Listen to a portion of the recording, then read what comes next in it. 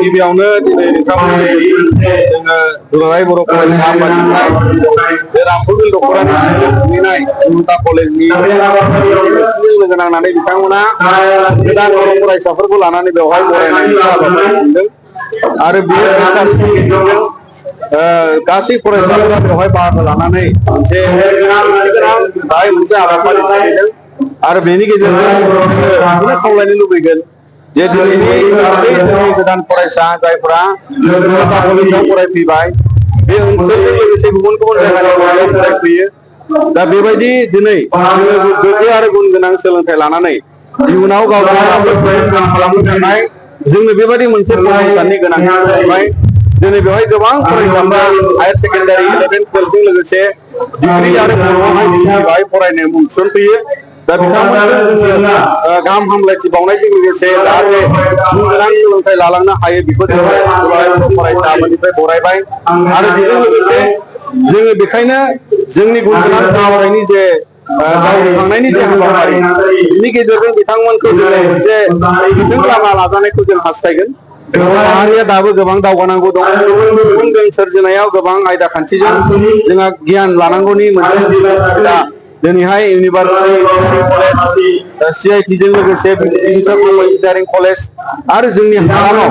जिफोर सोलोंथाइनि दावगानाय थासारि बेखौ जोङो जोबोद गोथौयै लांनांगौ दा बेखायनो फरायसाफ्रा गोथों गोसो होनानै फरायनायाव बयबो कलेज इउनिभार्सिटि फरायनाय गासिबो फरायसाफ्रा गोसोआव बावसोमनांगौ आरो जोंनि समाजाव समाज बेरेखा थासारि जोंखौ गुबुंले खालामनो हानाय माखासे दिनैनि समाव एन्टि ससियेल एलिमेन्टस जे जोनोम मोनो बेखौ एरायनानै थांनो थाखाय साफ्रोम फरायसाया साखा-फारा जानांगौ गाज्रि हुदानिफ्राय गोजानाव थानो जानांगोन ड्राग्सनिफ्राय जौनिफ्राय आरो गुबुन गुबुन फेग्रा मुवा बेसाद सिगारेट बेफोरखौ जोंनि फरायसाफ्रा जाहाथे गोजानाव दोनगोन मानोना बर' हारिनि गेजेराव जोङो गोबां बेबायदि फरायफुनाय समनि फरायसाफोरखौ जोंनि सोलोंथाइखौ बेफोर खान्थिनिफ्राय आद्रा जानायखौ जों लुबैयाखै बयबो गोग्गो सोलोंथाइ लानानै राफोद समाज दानांगौ बर'आ दावगालांनांगौ गेरेमसा बर' माहारि दानाय बड'फा उपेन्द्रनाथ ब्रह्मनि बोसोनजों लाबोनांगौ रांखान्थि फेहेरनांगौ समाज दानांगौ दा बिनि थाखाय बयबो फरायसाफ्रा जाहाथे गोसो गुदुङै दावगालांनो हायो फरायसा आफादनिफ्राय गासिबो फरायसाजों लोगोसे गुबुन गुबुन कलेजाव फरायनाय फरायसाफोरखौबो जोङो आफादनिफ्राय गाहाम इयुन समाव गेरेमसा बर' होननानै मिजिंजों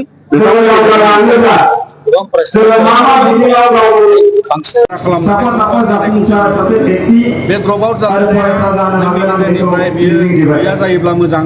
मानोना जों मिजिंथियो हायार सेकेन्डारि फरायनायनि उनाव बिथाङा गुबुन बा गुबुन ITI बायदिसिना फरायनानै दावगालांनायनि खाबु लादोंब्ला बे मोजां फरायनायाबो गावनि डिग्रिखौ